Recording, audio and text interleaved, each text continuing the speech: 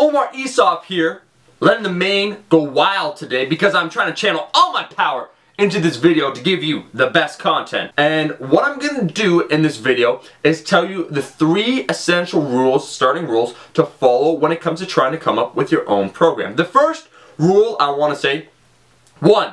Big basics always reign supreme. Your primary movement, no matter what split you're doing, should be a big compound movement. You start with the biggest muscle groups, the biggest lift, and then go down from there. When you start a workout, you have the most amount of energy. So it kind of makes sense that you should do the biggest, hardest exercise. If you're going to deadlift, do leg curls, some lunges, and abs in a workout, it makes no sense to do abs first. Yet I will see this on a regular basis. Oh bro, I want to target my abs. No, fuck that. You got to deadlift first. The deadlift targets everything. So look at your training program and make sure you're funneling it, right? The biggest primary movement first, and then everything else. So the hardest, then the second hardest, the third hardest. That is always how it should work out. And you should make sure that your workouts, even if you just want to build muscle, just impress ladies, that they're based around those big movements. So like a deadlift, a squat, an overhead press, and a bench press. Always start with the hardest and then funnel down.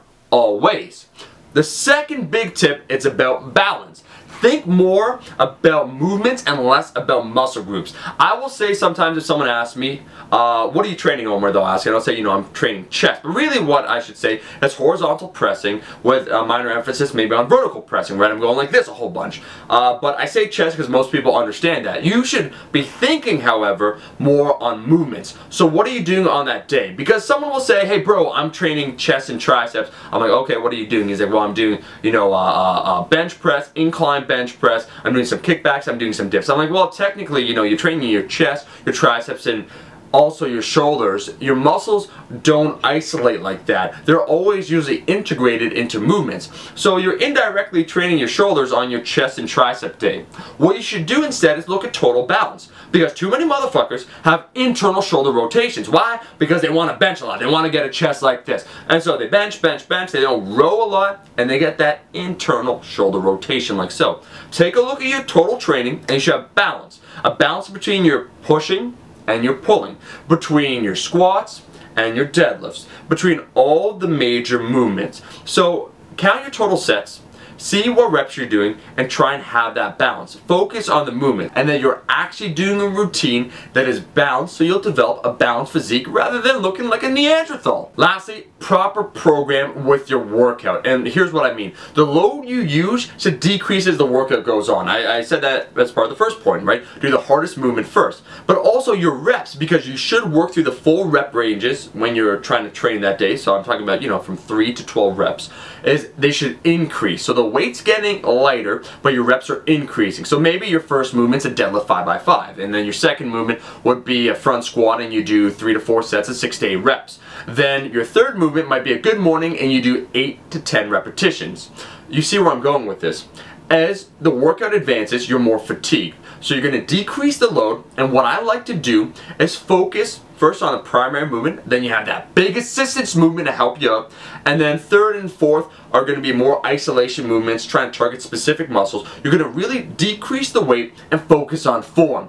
Get that form in so you're actually targeting that muscle. It's a funnel, as I said. You want to make sure that your load decreases as the workout goes on because you're getting tired, and you want to do slightly more reps. Make sure in your workout you work through the full rep range. Don't just do 3x10 for every single exercise. For some of you guys, these tips will be very informative and poignant. For others, it will be a redundant video. But they must be said because proper programming, proper training will determine the amount of results you get over the next several years. So take a look at your program and see what the fuck is up. Thank you as always for watching my video. If you like the video, make sure to show your support and like the video. Not a subscriber? Really? Really, dude? That's what you're doing with yourself? You know you should be subscribed! nation of buffness. I'll be seeing all you guys in the next video. Peace! Lastly, speaking about online training, I'm going to temporarily reopen it for this week. If you're interested, you can fill out a form below. Yes, you have to be 20 or older. It does cost money. It's between $100 to $200 per month, and you have to be human, most importantly. So it always fills up in a period of, a couple days. If you are interested, if you're willing to work hard, if you got a good goal that I like and you're ready to kick ass, fill it out below. I'll check it out and I will get back to you. Peace.